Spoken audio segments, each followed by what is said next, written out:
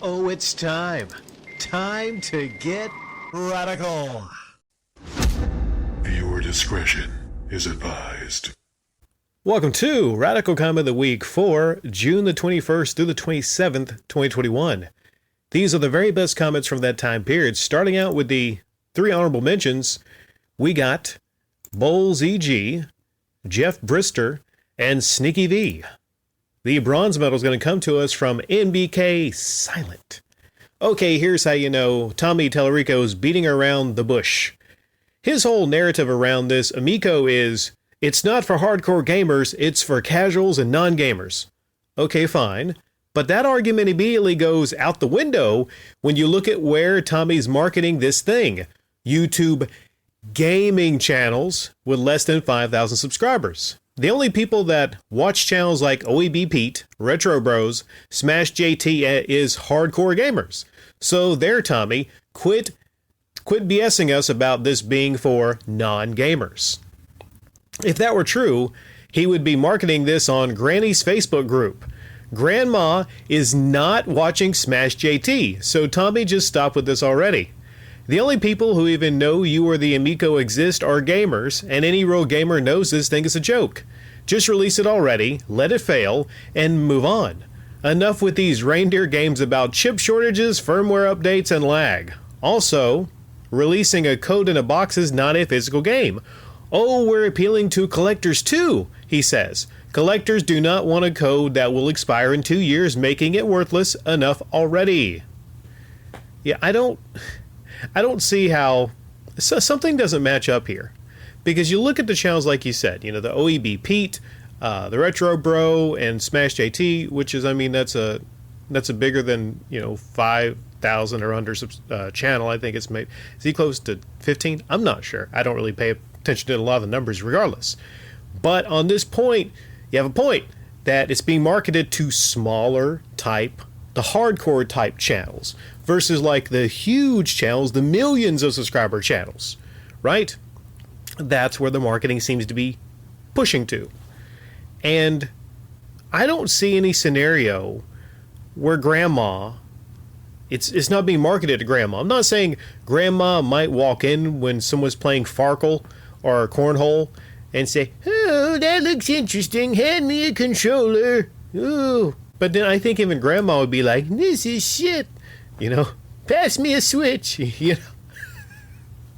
I don't understand it. Like, the marketing is just so completely off. If they were honest, I mean, I don't think there's any way that we can actually get honesty from the Amico bunch. But yeah, they need to stop with it already. They need to go ahead and just be a little honest about what's going on here. Is they talk about chip shortages, this and that, Just go ahead and release it. Let's get this over with. Let's get it over with. Let's have it come out. Let's let other people see. And somebody even mentioned that they're not going to do the review copies and everything, so they're not giving it to huge outlets to review, right? And of course, it was revealed yesterday. I talked about in that DF Retro thing that they're revealing or using old footage from years ago to actually market it, even though they're not supposed to be marketed. There's just too much. My head is hurting, MBK Silent. There is too much here that just does not make any fucking sense. I can just sum everything up, my thoughts. None of this makes any fucking sense whatsoever. It's almost like the whole thing is just a joke, and it's not even reality. I tell you, though, if there's ever a documentary on this fail, then that's going to be worth watching. The silver medal comes to us from Brutes McGee. As far as Cuphead goes, I love that game. Have it downloaded on my PS4 and got the platinum. I really liked it. There's some DLC that brings a new character and supposedly a lot of new bosses / levels, and is supposed to finally get a physical release when that comes out. AFAIK, the physical game with DLC, if coming out, was always going to be out for all three consoles, especially Xbox. I wonder if that's news or something. Funny, I actually just got the red Switch in March because I love red consoles and wanted a Switch for years for certain exclusives. It's actually pretty primitive / anemic compared to the PlayStation Xbox systems, even just talking about the UI and screen layout, options, store, etc. So I have no idea why Woodhawker has been worshipping it all these years. And personally, I have neck problems, so I wish there was a console-only version. I never play handheld. I can't believe Nintendo doesn't have trophies. It's a fun incentive for people like me who enjoy super hard platformers. I got it only to play games unavailable elsewhere. I don't have a new Xbox, so Ori 1 and 2 were the first games I got. I feel like the same thing on Switch. I can't even find a good D-pad. I'm considering buying this super huge box from Stone Age Gamer that allows you to use PS4 controllers. I only care about good games, not brands or consoles. Sony just happens to have a lot of the series I love. Well, you don't sound like a fanboy of Sony, Xbox, or Nintendo here, Bruce McGee. You sound like somebody that just, buy something because, well, there's things you like about it, right? So I could see how there's things that people like about the Switch, and they're like, you know what, I like the red console, it's got some games I want to play. I get it. I understand it. So I get that there's a lot of love for the Nintendo Switch, but you bring up Woodhawker. And I talk from time to time about the worship of the consoles. RGT85 worships Nintendo and the Switch. Woodhawker worships. He broke up though. Like, he had the breakup with Nintendo, but he still worships the console. I think that's unhealthy to worship. Just to worship anyone or to worship anything, right? The gold medal, the shiny gold medal, comes to us from the Winged Avenger. Speaking of Winged Avenger. Aha! I got vengeance on that one. That fly's been bothering me for a while. Winged Avenger says, the reason there was so much excitement for Cuphead on Switch is that it was one of only a handful of Xbox games that Switch owners desperately wanted, along with the aforementioned Ori in the Blind Forest, probably. It's one of the best games of the past years, and when we Switch owners got it, we felt there was no reason to be jealous of Xbox owners anymore. That was, of course, in addition to getting other essential Xbox PS4 games ported to the Switch like The Witcher 3, Dragon's Dogma, and Alien Isolation. The reason I have a Switch and not an Xbox or PS4 is that I like games that are fun and imaginative. I see enough stark realism every time I look at the daily news, so I don't want that in a video game. That's why I don't care to play a shooter that puts me in a realistic war scenario. I'd rather play Metroid Prime than Call of Duty. I also don't need to see every bit of blood and gore from every hit that I inflict on an enemy, which is one reason why I prefer Zelda to God of War. I also don't need to feel like I'm part of a depressing emo drama, which is why I prefer Dragon's Quest to Final Fantasy. I don't mean to say that I don't like horror and stuff like that, but Nintendo offers both optimistic and pessimistic games, whereas Xbox and PS4 are severely lacking in the former category, at least in terms of quality. Nintendo has a near monopoly on certain genres too, such as 3D platformers.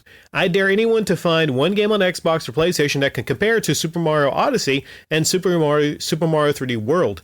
And finally, the Switch offers tons of games from the past, including N64, GameCube, Neo Geo, arcade, and PC.